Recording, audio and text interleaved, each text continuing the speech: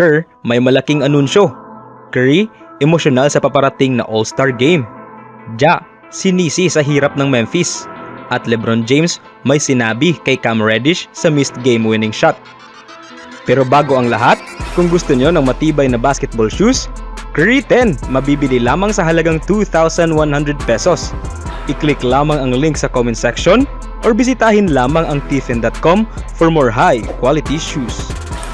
Ang Memphis Grizzlies ay nagsimula ng season na may record na 1-6 sa kawalan ng kanilang star na point guard na si Ja Morant. Ipinatawag sa unang 25 na laro dahil sa pag-flash ng baril sa Instagram Live. Hindi makakatulong si Morant sa kanyang kupunan habang sila'y nahihirapang manatiling lumulutang sa kanlurang komperensya. Sa isang kumakailang video, pinuna ni ESPN analyst Stephen A. Smith ang mga kilos ni Morant na nagdulot ng masamang simula ng Grizzlies. The Memphis Grizzlies walked in the Sunday night's game against the Portland Trail Blazers 0-6. This is a team that is considered a title contender when Ja Morant is on the court. With him off the court, these dudes are winless. If Ja Morant was on the floor, we wouldn't be thinking about them like this. We wouldn't be looking at an 0-6 Memphis Grizzlies team. Is he off the court because he's injured? No. Is he off the court because of some kind of family emergency or some kind of tragedy that took place? No. He's off the court because he wasn't thinking about his teammates when he was on the court. See, y'all out there encouraging people to do what you want to do, when you want to do it, how you want to do it, while you got your hand out for somebody else's money. Shut the hell up. How'd that work out for him now? It's all right to love somebody and be pissed off at them for getting in their own way. You ain't selling out, you looking out. Got to be kidding me. They have the worst record in basketball. There are 30 teams in the NBA, and the winless one is the one that has Ja Morant on its roster. Does that sound like it makes sense to you? Bagamat tsak na hindi parehong kupunan ang Grizzlies nang mawala si Morant, dapat ding sila magkaroon ng mas magandang record kaysa 1-6 at kanilang tatangkain na magtala ng karagdagang panalo habang hinihintay ang kanyang pagbabalik. Sa ibang balita naman, sa huling sandali ng laban ng Lakers kontra Heat, isinubok ni LeBron James na hanapin ang pinakamahusay na tira, kung saan ang Heat ay lamang-lamang ng 1 puntos. Sa halip na mag-drive patungo sa layup sa gitna ng mga depensa, ibinigay ni James ang bola kay Cam Reddish na wala sa depensa, ngunit hindi nakuha ang tira. Ibinahagi ni Austin Reeves kung paano reaksyon ni LeBron sa pagkukulang na iyon sa locker room. Ayon kay LeBron, pagpasok niya sa locker room, agad siyang lumapit kay Cam at sinabi, "Hindi, magandang tira yon. Kapag nangyari ulit ang sitwasyon na yan, ibibigay namin sa iyo ulit at papatirahin." Ito ay isang malaking bagay. Nangyari na rin sa akin noon kay Bron. Ayon kay Austin Reeves, si LeBron ay nag-drive papunta sa ring habang binabantayan ni Jimmy Butler. Isang labanang maayos na ginawa ni James sa laro na iyon. Habang siya'y nag-drive patungo sa ring, pumunta si Bam Adebayo upang tulungan si Butler, na iniwan si Cam Reddish na maluwag na nakatayo sa gilid. Ibinato ni James ang perpektong pasa kay Reddish, ngunit hindi nakuha ang maluwag na 3-point na nagdulot ng pagkatalo sa Lakers. Maraming fans ang naging mapanuri sa desisyon ni James na magpasa ng bola. Sinasabing dapat niyang itira ito anuman ang resulta. Ito ay isang reklamo kay James sa loob ng mga taon. Ngunit si LeBron ay laging naghahanap para sa pinakamahusay na tira, maging ito man ay kailangang tira niya o ng isa sa 4 na kasama niya sa court. Si Austin Reeves ay hindi lamang nagpahayag ng pasasalamat kay LeBron para sa paraan kung paano niya trinato si Reddish pagkatapos ng pagkukulang, kundi pinagtanggol din si LeBron mula sa mga kritiko na sinisisi siya para sa paggawa ng tamang desisyon kaysa sa pagtira ng contested shots. Isang bagay tungkol kay Bron ay sa buong kanyang karera. Kini-question siya dahil sa kanyang paggawa ng tamang desisyon sa dulo ng mga laro kaysa sa pagtira. Ito ang kanyang pagkatao at hindi lahat ay magkakaroon ng pagmamahal dito. Ngunit, iyon ang patuloy na pagkatao niya. Si Michael Jordan, Kobe Bryant at marami pang ibang kilalang mga clutch scorers sa NBA ay naging sikat sa pagtira ng mga mahihirap na tres para masecure ang mga laro. Bagamat marami ang nag-aalinlangan na hindi maging GOAT caliber player si James kung hindi niya tatanggapin ang mga tira na iyon, maaari nating sabihin na si LeBron ay may malalim na record ng clutch shots sa regular season at playoffs. Kahit ang 2 kampyonato ni Michael Jordan ay nailigtas niya sa pamamagitan ng pagpasa ng bola kina Steve Kerr at John Paxson.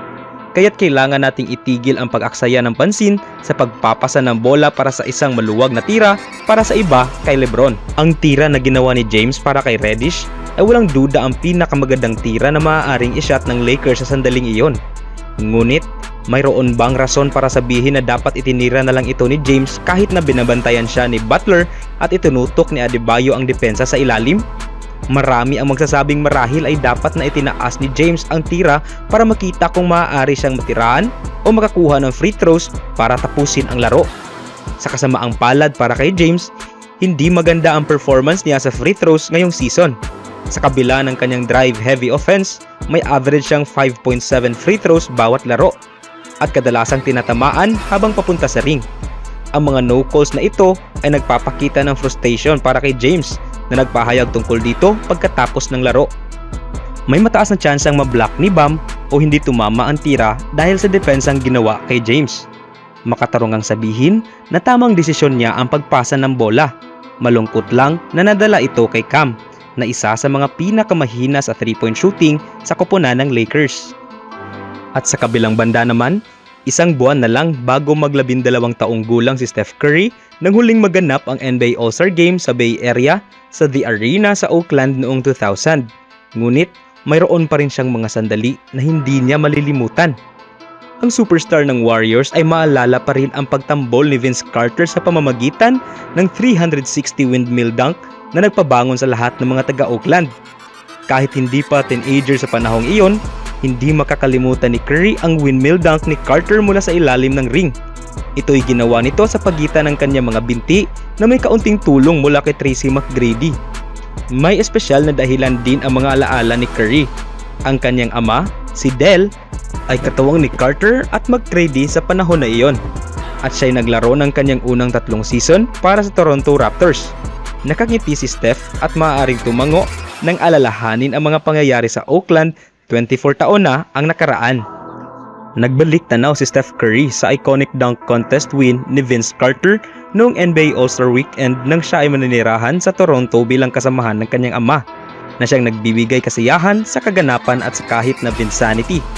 Ngayon, mahigit 2 dekada ang lumipas, tila malabo nang maulit ang epekto ni Carter. Gayunpaman, si Curry na dati manonood lamang ay magiging pangunahing bahagi na ng kaganapan.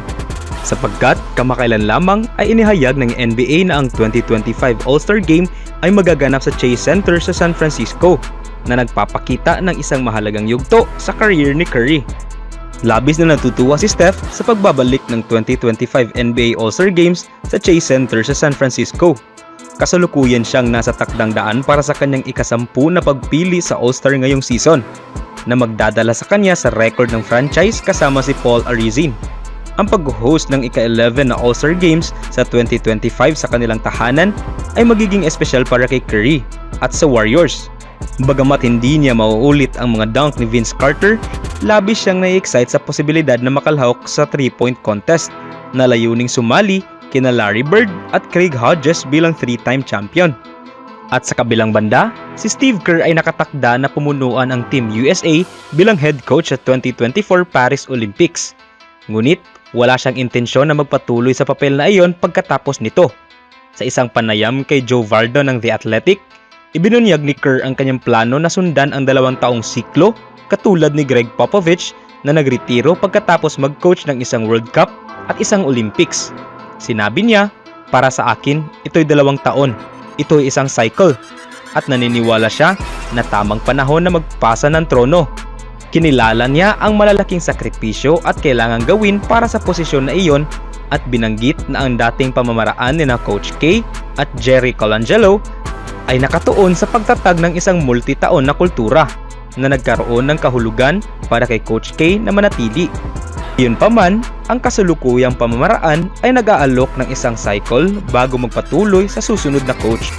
Ang mga assistant coaches sa staff ni Steve Kerr ay kinabibilangan ni na Eric Spoelstra, ang head coach ng Miami Heat, Tyronn Lue, at Mark Few, ang head coach ng Gonzaga men's basketball team. Yun lang mga kaibigan. At huwag niyong kalimutang i-comment down below ang inyong mga opinyon.